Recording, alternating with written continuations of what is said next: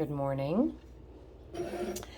I am beginning to make elixirs with rose petals. So I have a lot of rose petals here that I gathered from the gardens. This is the last of the petals for the year, and they've been calling to me.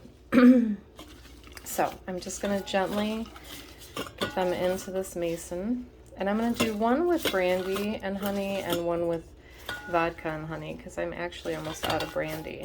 And as one of my herbalist friends always says, use what you have.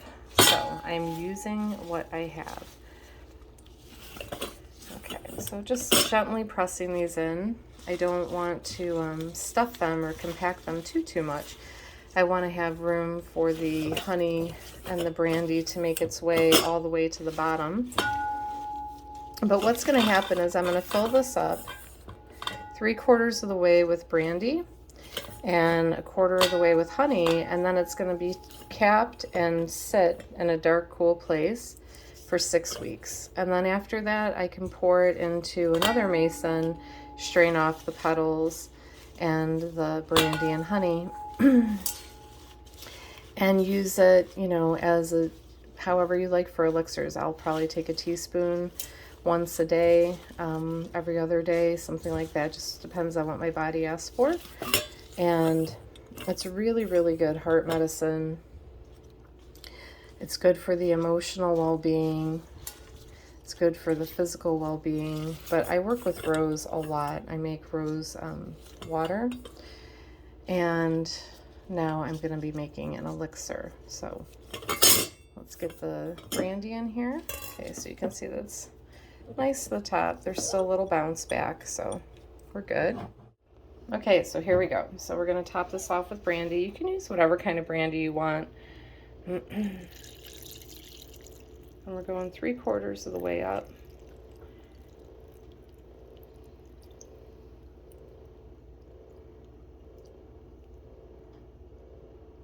There we go. Okay, and now I'm going to pour the honey in here.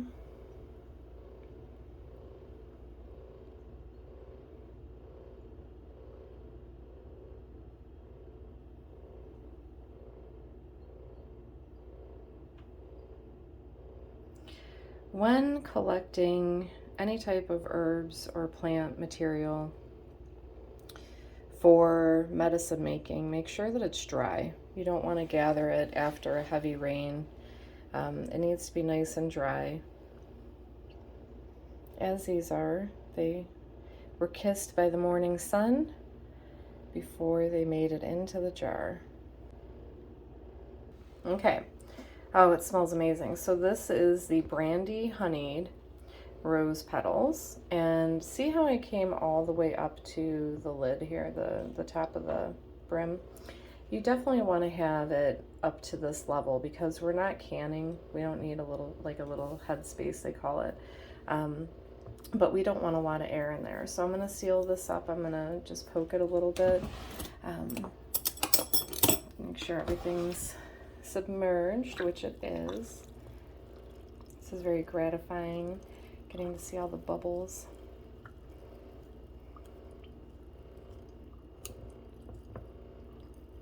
Now that everything's in there, I might actually add a few more petals. I just had a few left here. Let's see if we can get you in there, ladies and gents.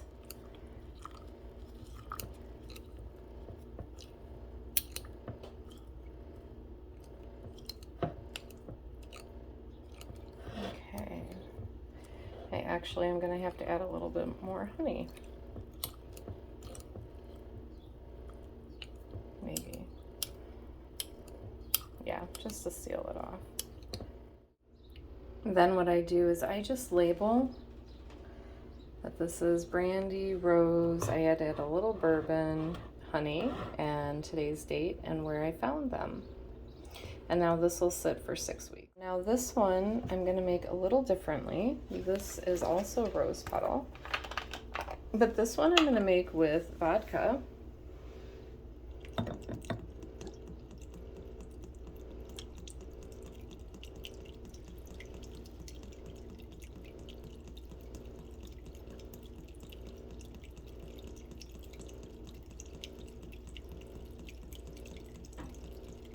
You know, it doesn't seem like it's that big of a jar, but man, it takes a lot of alcohol. Okay, so that's about 3/4. Ta-da. I'm just gonna get the last of these petals in here if I can.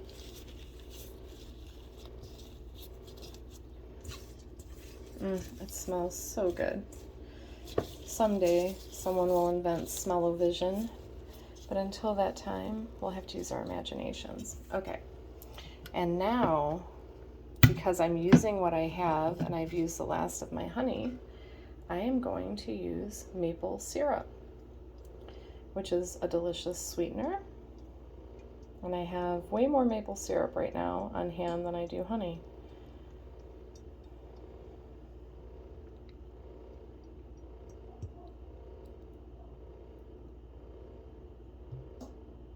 There we go. To the top. And just again, make sure that everything's nice and covered.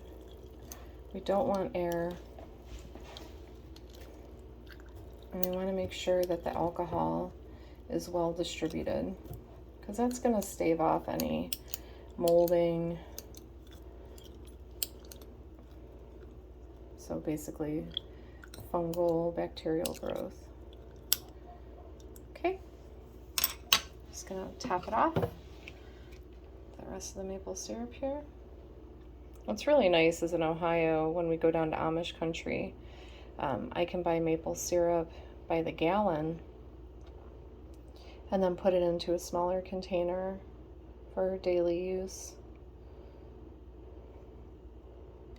All right, and I'm going to label this one and store it in a dark, cool place for 6 weeks.